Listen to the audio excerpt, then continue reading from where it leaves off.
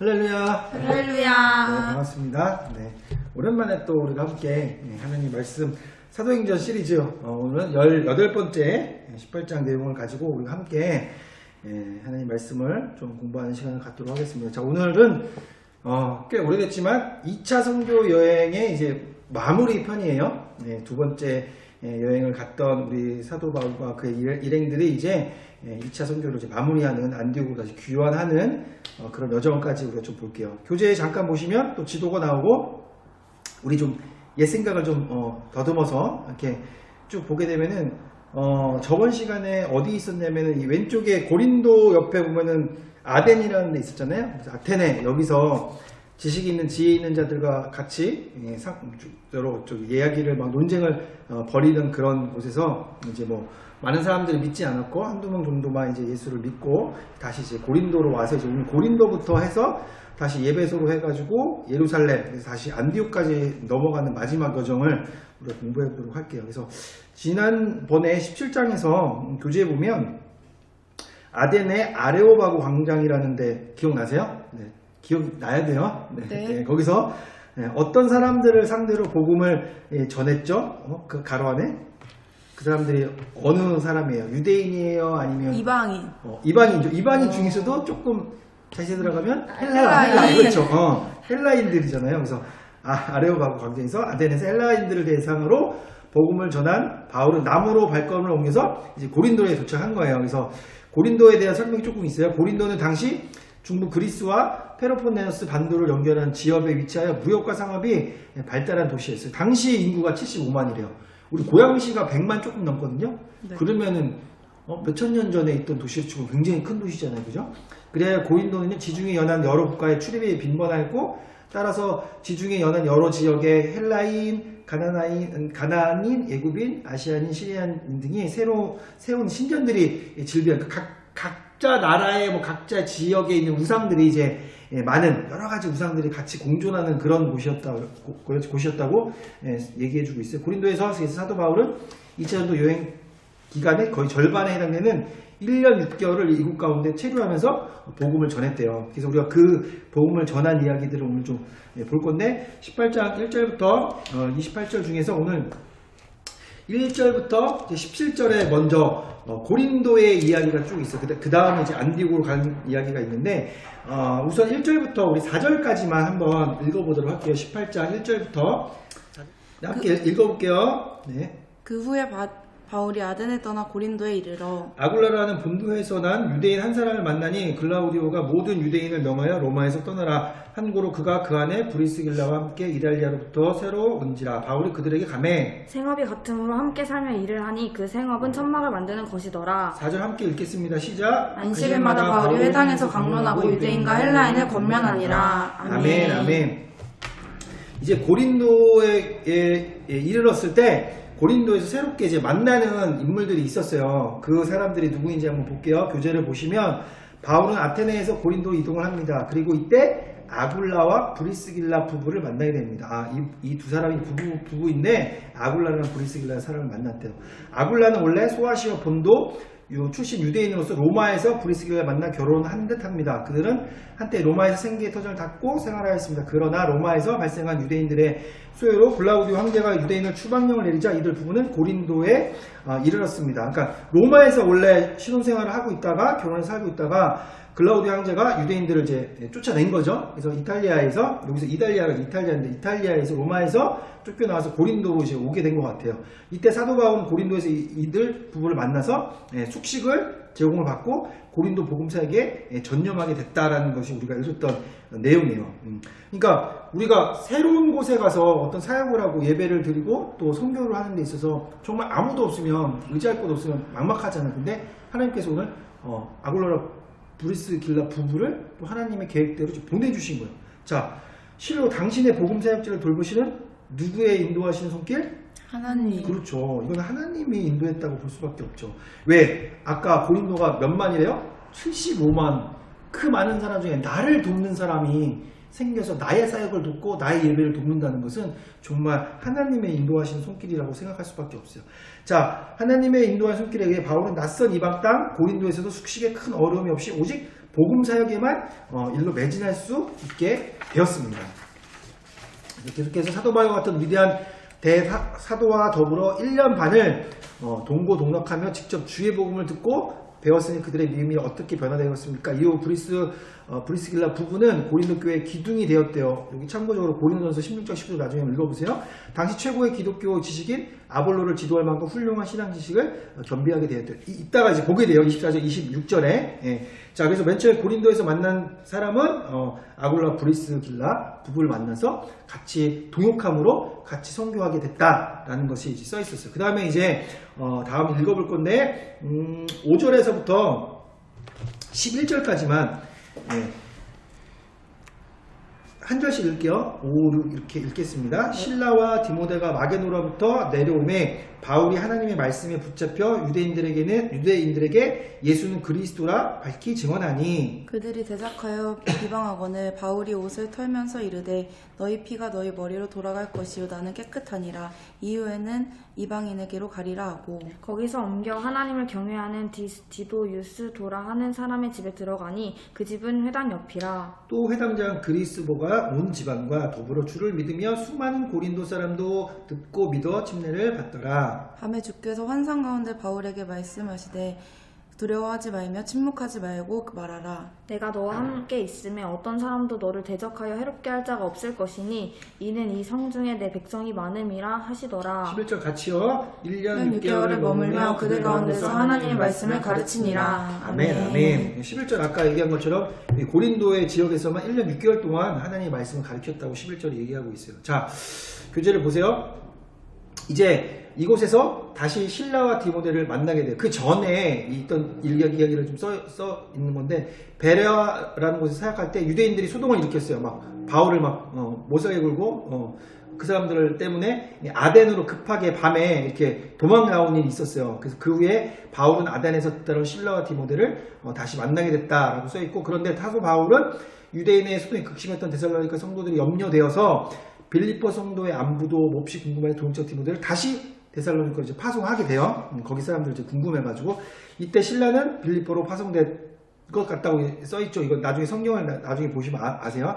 그리고 계속 아덴과 고린도 사역을 홀로 감당하던 중에 마침내 바울은 고린도에서 디모데와 신라를 다시 만나게 된 겁니다. 그러니까 쉽게 이 아덴에서 도망쳐 왔고 그들 다시 만났지만 다시 걱정에 대해서 두 명의 또 동역하는 선교사들 다시 파송했다가 이제 다시 고린도 와서 다시 재결합하는 거예요. 네? 그렇게 하나님께서 다시 모이게끔 하셨다라고 써 있는 것입니다. 자, 그 후에 사도 바울은 디모데의 보고를 받고 고린도에서 1년 6개월을 아까 체류하는 동안에 데살로니가 교회의 서신을 발송하게 된 것입니다. 이게 바로 데살로니가 전서예요. 그러니까 고린도에 사역을 하면서 데살로니가 교회에 문제들이 생겼어요. 뭐 죽은 사람들의 부활과 그들이 어떻게 하나님 나라 오시기 전에 어떻게 됩니까? 이런 것들을 심려하고 염려하는 것에 위로와 격려와 또 하나님의 말씀을 전해 실어 데살로니가서를 써서 그것을 보내게 되는 것이 고린도에서 일어났던 일이에요. 자, 이처럼 위대한 대전도사 바울에게는 디모데와 누구? 아까 두 명이 누구예요? 디모데와 같은 팀. 아까 위에 빌립보로 파송된 것 같습니다. 누구는? 신라죠, 신라. 여러분, 2차 성도는 계속 누구랑 다니고 있어요? 신라, 디모데, 바울. 이렇게 세 명이 같이 다니고 있는 팀이에요. 한 팀으로 이루고 있어요. 그래서 신라와 같은 충실한 조력자가 항상 함께 하였습니다. 그러기에 바울은 온갖 역경 속에서 동역자의 도움을 받으며 주의 말씀을 널리 선포할 수 있었습니다. 그러니까 우리도 마찬가지죠. 우리가 어떤 한 사람의 탁월한 리더십과 어떤 한 사람의 어떤 무월성으로 하나님의 일들을 감당하는 게 아니라 팀플레이인 거예요. 팀플레이. 하나님 나라는 지체인 거죠. 그죠? 같이 도와주고 협력해서 하나님 나라를 이루는. 그래서 어떤 작은 일을 맡은 사람일지라도 무시해서는 안 되고, 그렇다고 또 엄청 또 그 영향력이 있다는 사람을 가지고 있다고 해서 그걸 일방적으로 추종해서도 안 돼요. 이건 함께 하나님 나라를 같이 만들어가는 게 원리이기 때문에 그렇게 하나님께서는 디모데와 신라를 그런 조력자로 붙여줬다라고 성경이 말해주고 있습니다. 자, 그래서 신라와 디모데가 합류하게 되자 바울은 좀 더 많은 시간을 투자해서 회당에서뿐만 아니라 다른 장소에서 유대인들에게 말씀을 증거할 수 있게 되었습니다. 하지만 대부분의 유대인들은요, 예수가 바로 당신들이 그토록 기다린 메시아다라고 이 복음 중에 복음을 전했지만 바울의 메시지를 받아들이기를 완강히 거부했어요. 그래서 이에 바울은 비시디의 안디옥 회당에서 했던 것처럼 유사하게 옷을 털면서 그들 향해 너희 피가 너희 머리로 돌아갈 것이요 나는 깨끗하니라. 그러니까 무슨 말이야?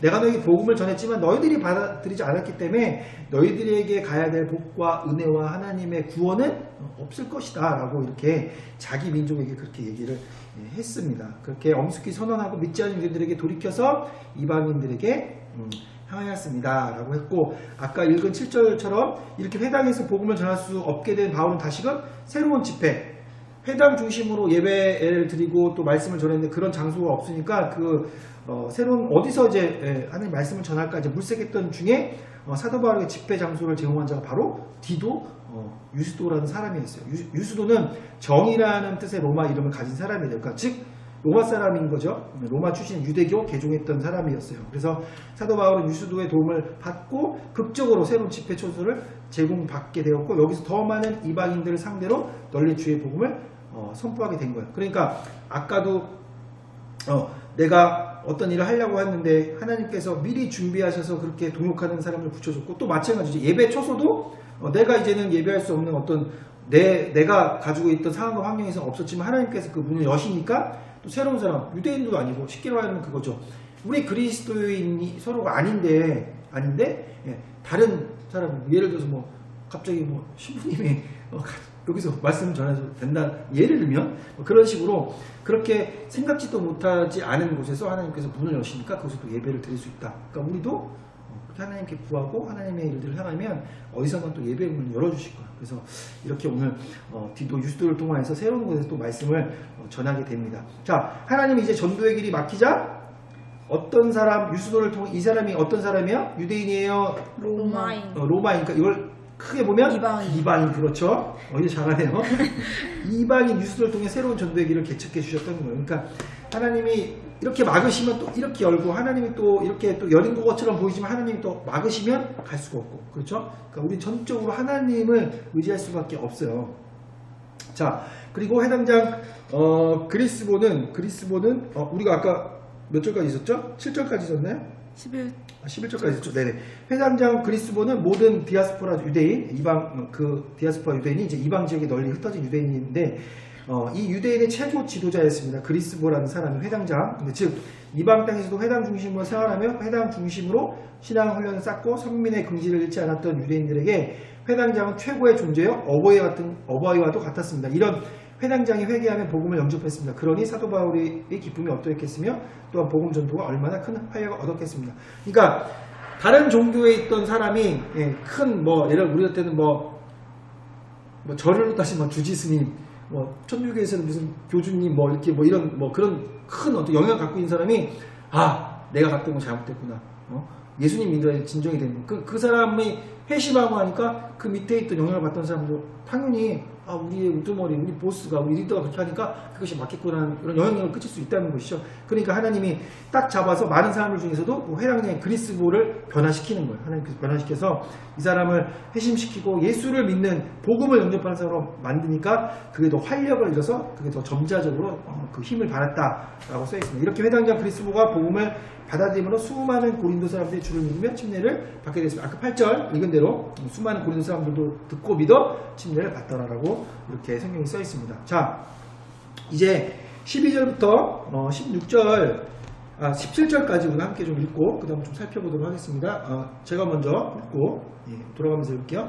갈리오가 아가야 총독되었을 때 유대인이 일제히 일어나 바울을 대적하여 국정으로 데리고 가서 말하되 이 사람아 율법을 어기면서 하나님을 경외하라고 사람들을 권한다 하거늘. 바울이 입을 열고자 할 때 갈리오가 유대인들에게 이르되 너희 유대인들아, 만일 이것이 무슨 부정한 일이나 불량한 행동이었으면 내가 너희 말을 들어주는 것이 옳거니와, 만일 문제가 언어와 명칭과 너희 법에 관한 것이면 너희가 스스로 처리하라. 나는 이러한 일에 재판장 되기를 원하지 아니하노라 하고, 그들을 법정에서 쫓아내니 17절 같이요. 시작. 모든 사람이 회당장 소수내내를 잡아 법정 앞에서 때리되 갈리오가 이 일을 상관하지 아니하니라. 아멘. 자, 그 다음 얘기는 고린도 유대인들을 집단적으로 힘을 합쳐 사도 바울을 율법 거역죄로 총독 재판점에 고소한 일이 생기는 거예요. 그러니까 거기에 있던 마찬 계속 지금 유대인들 반대하면서 지금 저 위에서부터 빌립보부터 계속 쫓겨나오고 있잖아요.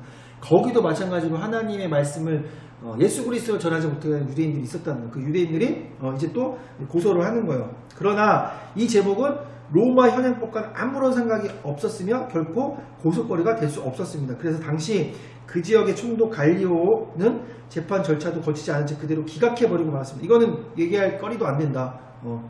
그리고 하나님께서는 당신의 사역자를 더 이상 어려운 문제에 내버려두지 않으시고 이방인 통치자를 감동하셔서 보호의 손길을 내뻗으신 것입니다. 그러니까 아까 야 이게 무슨 뭐 여기 법을 어긴 거야 아니면 뭐 다른 뭐 여기 법에 접촉된 사항이 없어 내가 보기엔 없어 이건 문제될 게 없으니까 네 고소하는 거 필요 없어라고 딱 잘라서 얘기를 해주는 거죠. 그것도 마찬가지로 하나님께서 그 이방인을 통하여서 그 총독을 통하여서 이 문제들이 복음이 막히지 않도록 하나님께서 길을 열어 주셨다는 거죠. 자 계속해서 회당장 그리스도의 회사 이후 고린도 회당장은 소수대내로 바뀌니까 아까는 이 사람이 아니었잖아요. 그죠?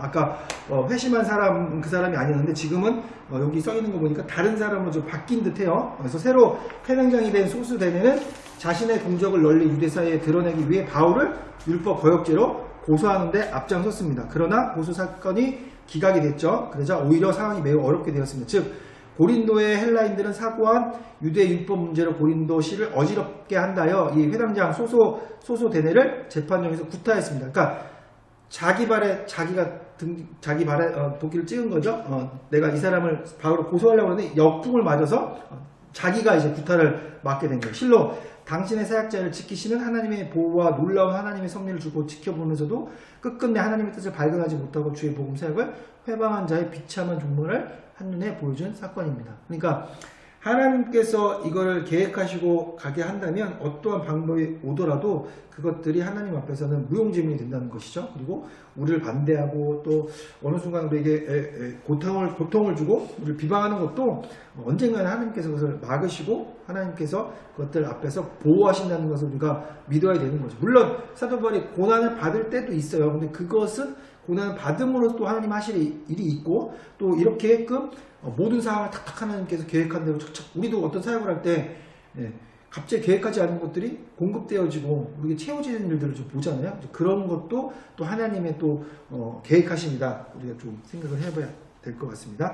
자, 그래서 결론적으로 요 단락에서 사도 바울은 어디를 가든지 끊임없는 해방과 도전은 있었어요. 그러나 하나님의 사역자들을 보호하고 인도하시는 하나님의 손길은 때를 따라 적절하게 그때그때마다 이른비와 같이 하나님께서 척시적소에 하나님의 손길을 보여주셨습니다. 하나님의 전능하신 손길에 의해 고린도 복음화는 서서히 기틀을 마련해 나가기 시작하는 것입니다. 이와 같이 하나님은 복음 전도자를 결코 내버려 두시거나 팽개치지 않으십니다. 그러기에 우리는 낙담할 필요도 없고 실망해서도 안 됩니다. 오직 누구를 신뢰함으로? 하나님. 네, 하나님을 신뢰함으로 복음 사역을 위해 오늘도 중단 없이 전진하는 자들이 됩시다. 우리가요 얻을 때는 뭐 예배할 처소가 없고 예배 같이 드릴 또 멤버가 없고 또 교회에서 어떤 시스템의 문제 여러 가지 우리 장애물도 물론 있어요. 그런데 결코 하나님께서 그것들이 하나님의 영광을 가린다든가 아니면 우리의 예배와 하나님의 나라를 세우는데 뭔가 방해가 된다면 결코 가만 냅두지 않으실 것입니다. 하나님께서 그것을 회복시키실 것이고 고치실 것이고 또 어떤 악의 세력이 있다면 결탄코 그것을 용서하지 않으시고 하나님께서 밟아 없으실 것이죠. 우리가 그걸 좀 믿어야 될 것 같아요. 이사야 41장 10절 이 말씀을 좀 잠깐 보도록 하겠습니다. 이사야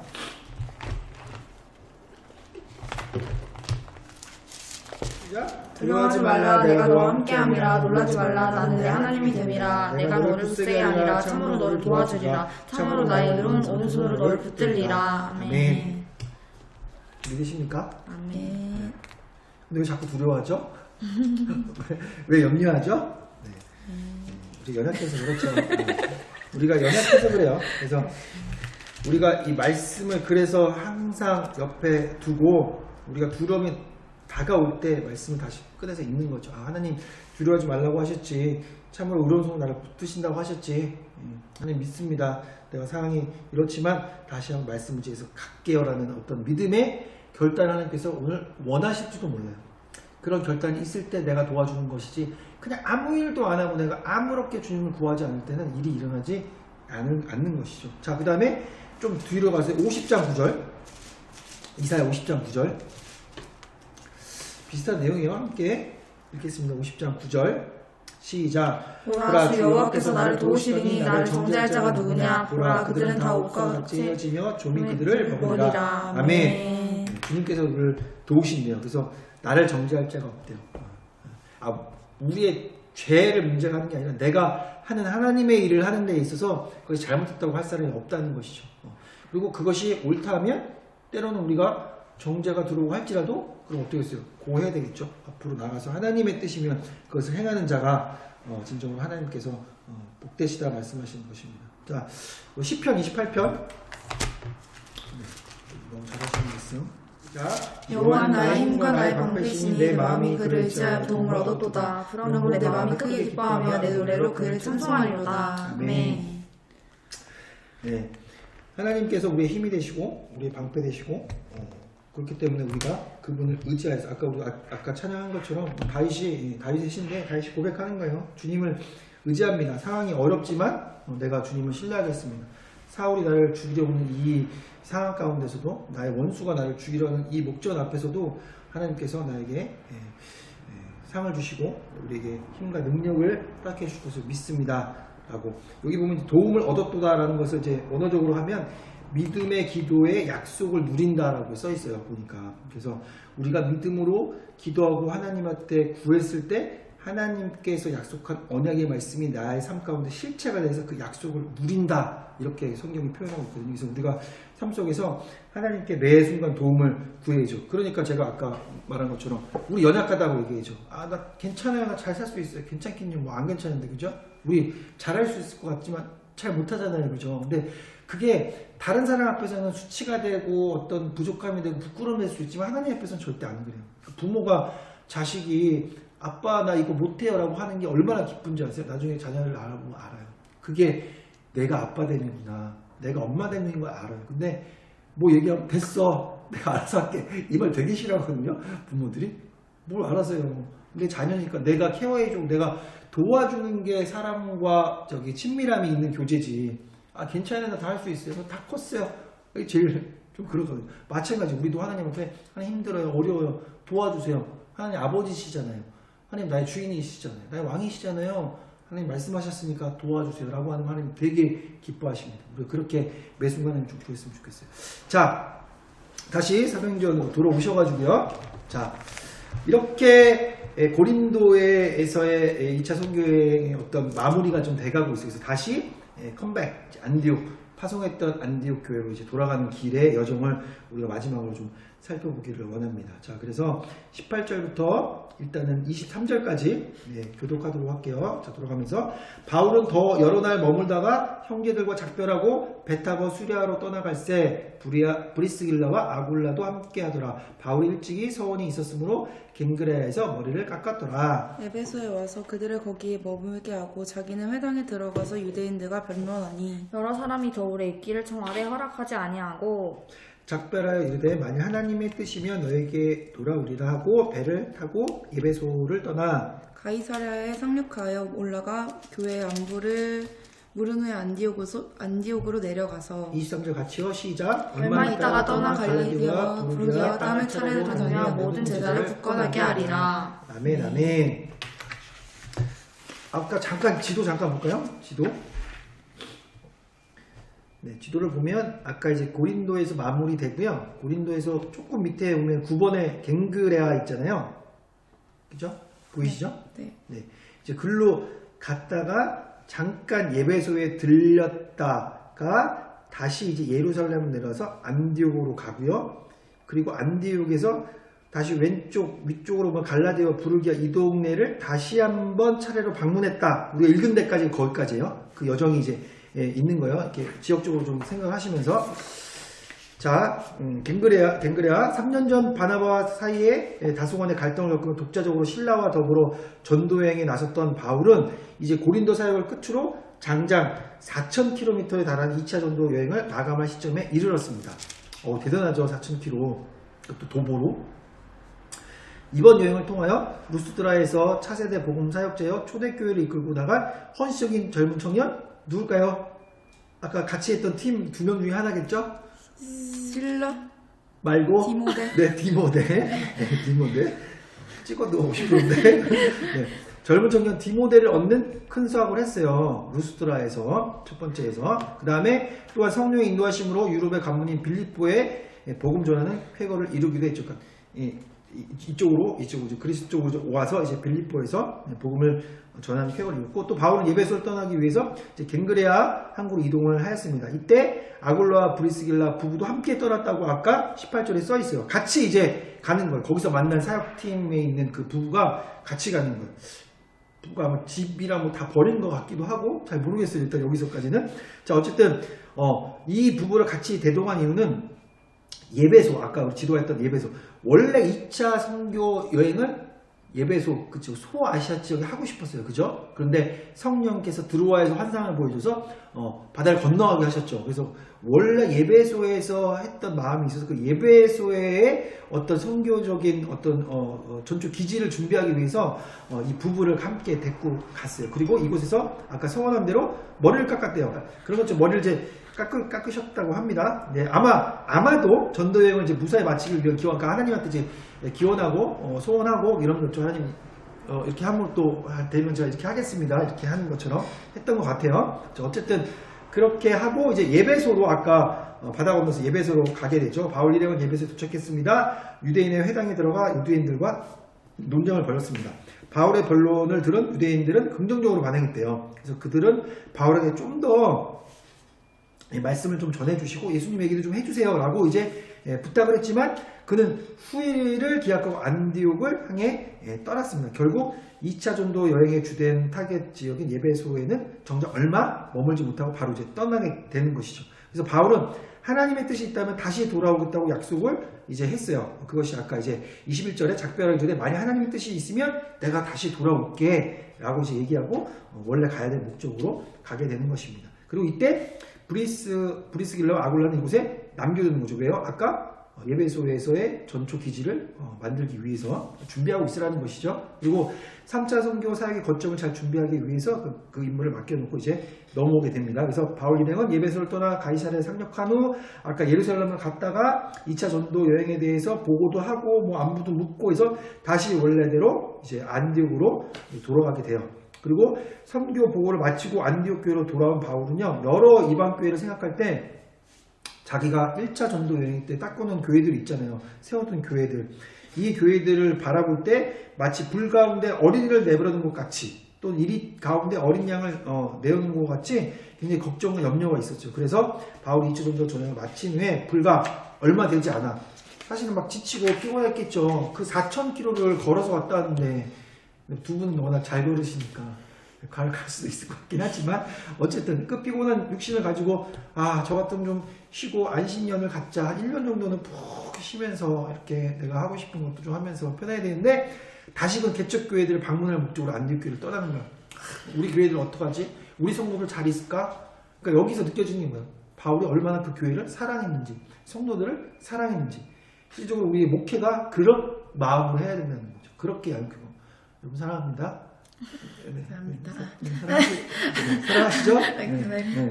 우리 공동체 이렇게 사랑하는 것처럼 진짜 사랑이 없는 공동체는 지속성을 가질 수가 없어요. 아무리 좋은 뭐 것들의 어떤 당위성과 정당성, 뭐 하나님 말씀, 뭐 복음, 전도, 선교 아무리 붙어봐도 그 안에 사랑이 없으면, 그죠?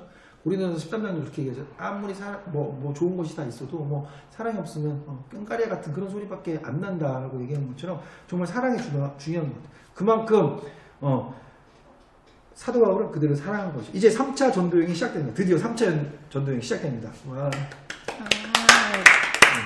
그래서 대단하신 분들이에요, 이분이. 그래서 잠시도 쉬지 않고 복음 가운데 나온 믿음의 자녀를 염려하며 돌아본 사도 바울. 그는 당대 최고의 전도자일 뿐만 아니라 가장 다감한 믿음의 아버지로 신앙의 목자였던 것입니다. 바로 이런 사도 바울의 전도 자세야말로 우리 성도들이 본받아야 할 전도인의 자세인 것입니다. 그러니까 누군가를 우리가 전도했다면 사실 그가 온전한 믿음으로 자랄 때까지 옆에서 양육해줘야 되고 돌봐줘야 되고요. 말씀을 먹여야 되고요. 말씀도 먹이고 육신의 양식도 먹여주면서 계속적으로 그가 온전히 쓸 수 있도록 해줘야 되는 것이 정말 우리가 큰 책임과 그런 것들이 있는 거죠. 그냥 예수 믿고 너 교회 왔으니 됐어 땡 이렇게 하면 그 사람이 언제 넘어올지 모르는데 그죠? 그러니까 우리는 그런 마음을 가지고 전도하고 그들을 케어해야 될 것 같습니다. 자, 거의 끝나갔는데 고린도전서 4장 15절 한번 읽어볼까요? 고린도전서. 그리스도 안에서 일만 스승이 있으되 아버지는 많지 아니하니 그리스도 예수 안에서 내가 복음으로써 너희를 낳았음이라. 아멘. 네, 바울이요 그리스도 안에서 일만 스승이 있으되 아버지는 많지 않다. 그러니까 그냥 단순적으로 가리키고 하는 것들은 많을 수 있지만 아버지처럼 진짜 내 품에 안고 내 자녀처럼 생각하는 사람은 사실은 많진 않죠. 근데 고린도 교회를 향한 이 사도 바울의 마음이 내가 복음으로써 하나님이 주시는 그 복음으로써 내가 너를 낳은 것 같다. 얼마나 그 마음이 그죠? 부모가 자식을 바라보는 그런 마음, 그런 목회자고 그런 스승이었다는 것이죠. 갈라디아서 4장 19절 읽어볼까요? 갈라디아서.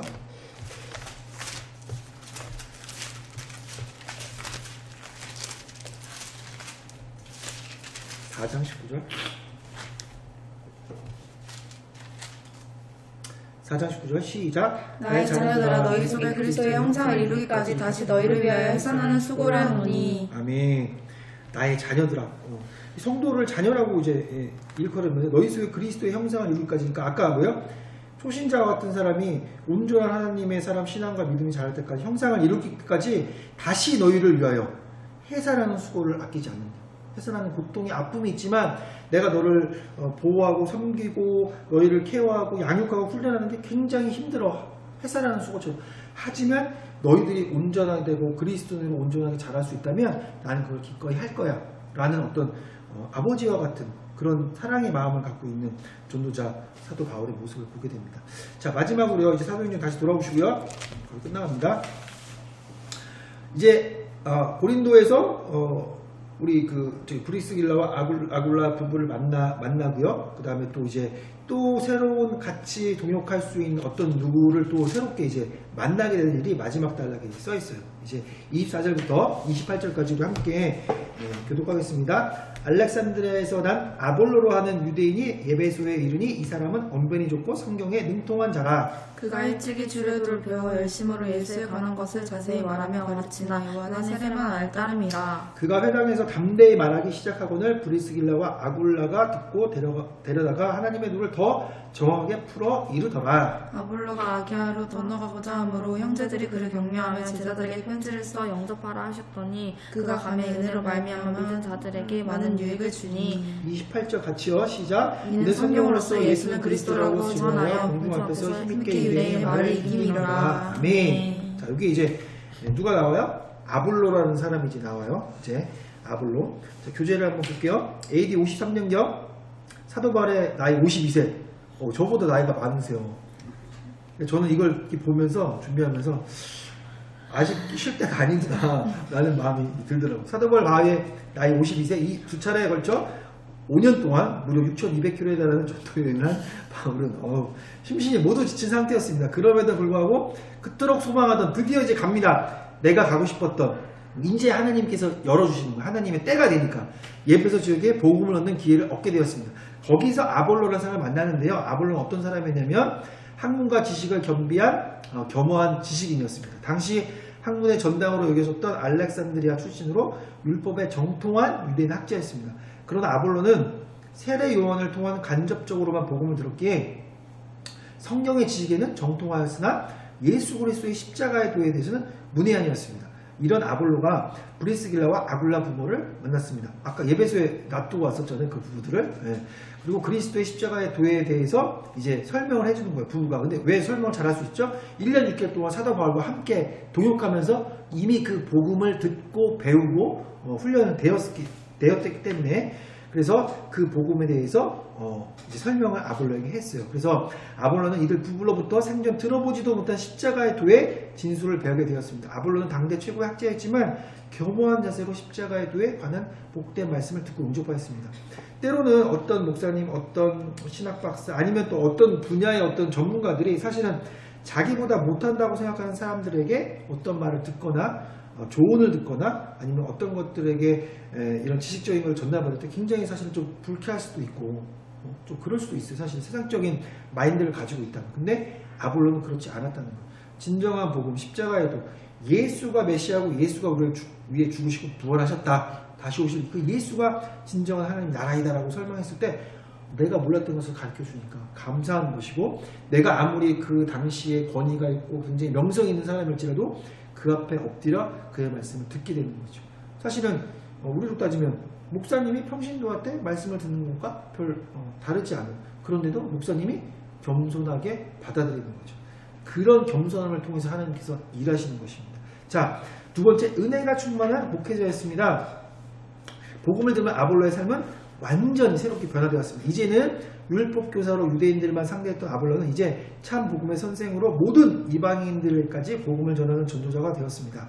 학문과 지식만을 위해 살아온 아볼로는 이제 믿음과 인격을 갖춘 은혜로운 목회자가 된 것입니다. 그리하여 아볼로는 후에 바울이 개척한 고린도 교회를 담임하며 연약한 양떼를 보살피고 양육하는 다정다감한 믿음의 어머니로 고린도 교회에게 말씀의 꼴을 먹이게 되었습니다. 사도 바울은 이런 아볼로의 목회 사역을 높이 평가하여 칭찬하여 이르기를 나는 심었고 아볼로는 물을 주었을 때 라고 언급하였습니다. 실로 주의 복된 말씀을 듣는 한 지식인의 놀라운 변화라 아니할 수 없습니다.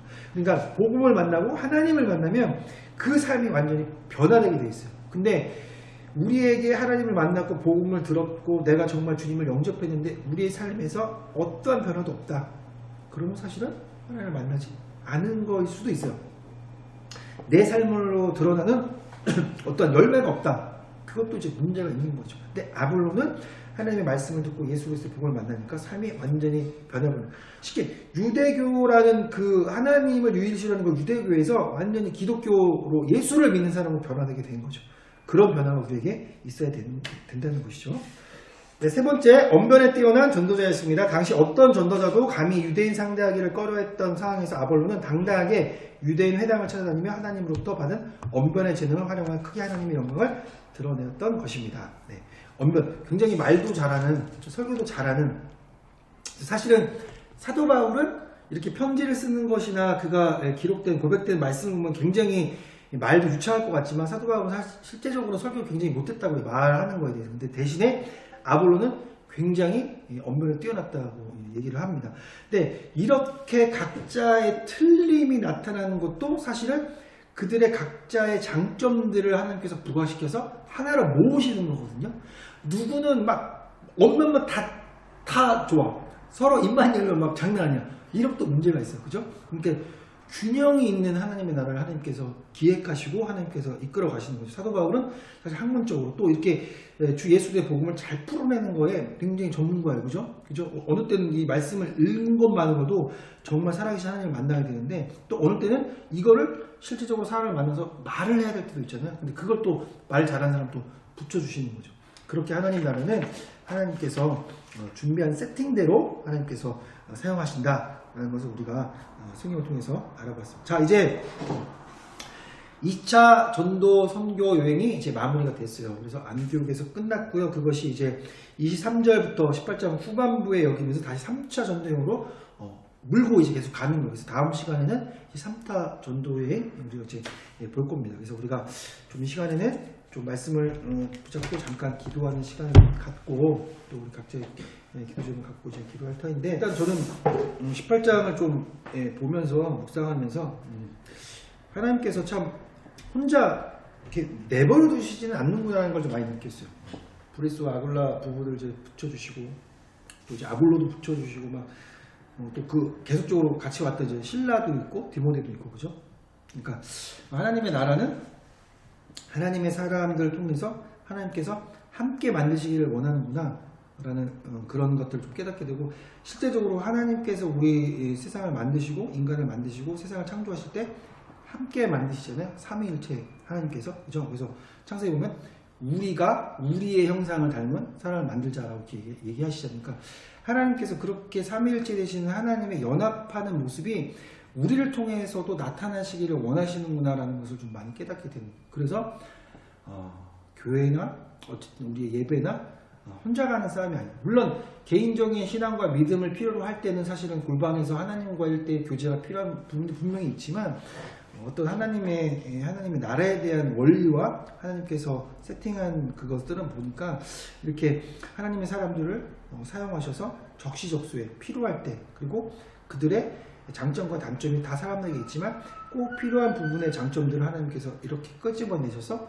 좋은 것들로 하나는 이루시는 것들을 좀 조화롭게 되는 것을 보면서 우리가 좀 그렇게 좀 가야 되겠구나. 그래서 우리 주변을 좀 다시 한 번 더 보게 되는 것 같고, 내 주변에 하나님께서 붙여주신 사람, 꼭 내가 볼 때는 막 별로 좀 이렇게 우리 공동체를 도움이 안 될 것 같기도 하고 좀 이렇게 거북할 수도 있겠지만, 그런 나름대로도 하나님께서 그들을 통해서도 또 이루시게 한 부분이 있겠구나라는 걸 조금 바라봤으면 좋겠고, 그래서 우리 공동체도 그렇고 또 우리가 앞으로 이제 예배하고 생각하는 데서도 그런 하나님의 사람들을 붙여주시겠구나 라는 또 그런 희망과 소망을 가져보면서 또 사도 바울의 그 복음에 대한 열정, 그리고 또 얼마나 그 성도들을 사랑하는지에 대한 것들, 우리는 뭐 지금 뭐 목회자도 아니고 무엇도 아니지만 그래도 우리가 영혼을 바라보는 마음은 사도 바울 같은 마음이 되어야 되지 않을까.